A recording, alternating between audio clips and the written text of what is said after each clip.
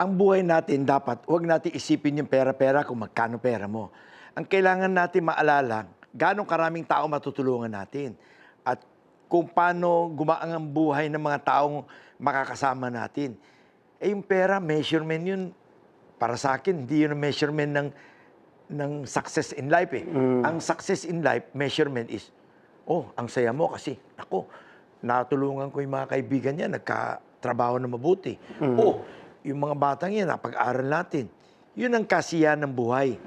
Eh yung yaman, numbers lang yun eh. Eh meron kang 100 piso o meron kang 100,000 piso. Pare-pareho na yan eh. How many times can we eat in a day? 2 times? Pwede ka ba kumain araw-araw ng baboy, adobo? Eh maimpacho ka.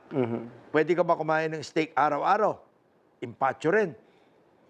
Nowadays, laging iniisip ko is, we eat to live. Parang kumain ka para mabuhay ka. Huwag yun, mabubuhay ka para lang kumain na masarap. Masama yun.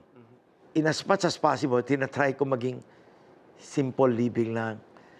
Eh kung may pagkakataon nga ako, pinakamasaya ko sa buhay, yung nagpapahinga ko, o makita ko yung mga anak ko, o makita ko yung mga apo ko, yun ang pinakamasaya ko sa buhay. How many times can we eat in a day? 2 times?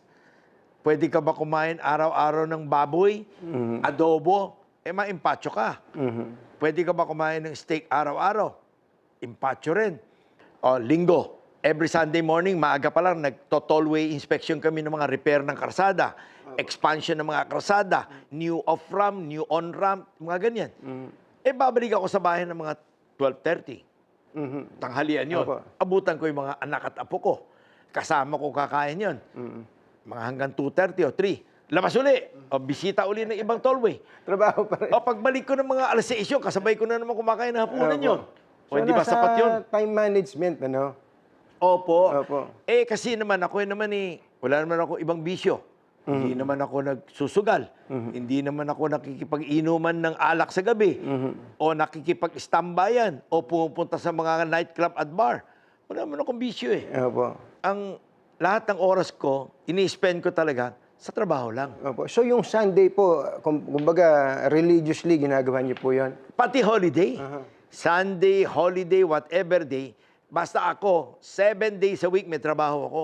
Ngayon, pag namatay ako, bubuksan ko yung ataul ko, wala akong dadalhin. Ganon din yun. Kanya lang, habang buhay tayo at habang healthy pa tayo, gawin natin lahat na magagawa natin para sa pamilya natin at para sa bayan. Yun lang po. Pinangarap niyo po bang maging ganito na una maging mayaman? Ay, hindi pinapangarap yung magtrabaho. Basta tayo, trabaho lang na tayo ng trabaho. Eh kung ano mangyari, mangyari na. Kung may konting swerte, di swerte. Kung wala naman, pasensya. Nung maliit po ba kayo, naisip niyong aabutin niyo yung ganitong sitwasyon? Alam mo, yung mga nagpaplanong maging somebody o yung mga nagpaplanong parang entitled, hindi yun nila ma-achieve yun. Lahat ito na mangyayari sa'yo ay bigay lamang ng Diyos sa'yo. Bigay ng Diyos sa buhay ng tao yun. Kung ano yung kapalaran mo, yun. Eh ako, hindi ako nagplano ng kahit ano. Ako nung maliit ako, nag-aral ako ng ordinaryong eskwelahan, lumaki ako sa Tondo, wala naman akong planong kailangan magkakotse na maganda o kumain ng kung ano. Wala po akong ganung plano. Araw-araw lang po trabaho. Eh ngayon, kung may konting swerte, sige. Kung wala, pasensya. Ano bang kinakain ko araw-araw? Kung ano yung kinakain ng empleyado ng San Miguel araw-araw, yan ang kinakain ko. Pwede mo itanong kahit sino waiter dito. Yung kinain ko kanina, isang cup na rice, may isang soup, o hinalo ko yung sabaw doon sa kanin. Kinain ko, tapos na. O, binigyan ako kanina ni Jan, ng isang perasong bangus. O, kinain ko rin yung bangus yun. Busog na nga ako eh. Kinakantsawan na nga ako, marami daw ako kumain eh. Ibig sabihin, yung pera hindi mo madadala. Kaya huwag mo jujusin ng pera. Yung pera is meant to be shared, is meant to be used to help our country, our people. Eh, huwag tayo magdamot sa mga kababayan natin. Oh, Anthony, ilang taong pinagamot ko? Lahat ng klaseng sakit. Opo. Ilang taong pinalibing ko? Ilang taong pinag-aaral ko? Pero hindi ako kumukha na iba, diyaryado ko pa yan, ha? Kung sino-sino pinag-aral ko, sino pinagamot ko. Hindi ako yung ganun.